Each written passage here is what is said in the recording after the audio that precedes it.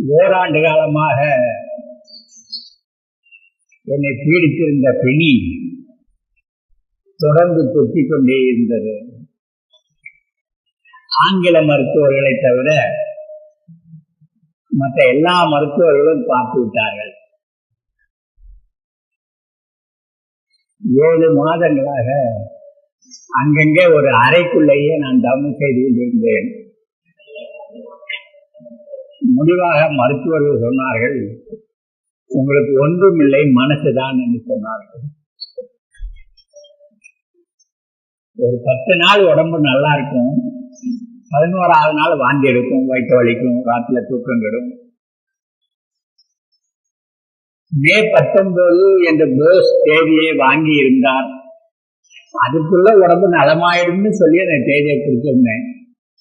ஆனா மறுபடியும் அந்த இரவு முழுவதும் தூக்கம் கெட்டு வயிறு வலிச்சு வாந்தி எடுத்துருக்குது. 4 நாளைக்கு முன்னாடி கூட இரவு 3 மணிக்கு வாந்தி எடுத்துட்டு அதுக்கப்புறம் தான் ஒரு 3 மணி நேரம் தூங்கணும்.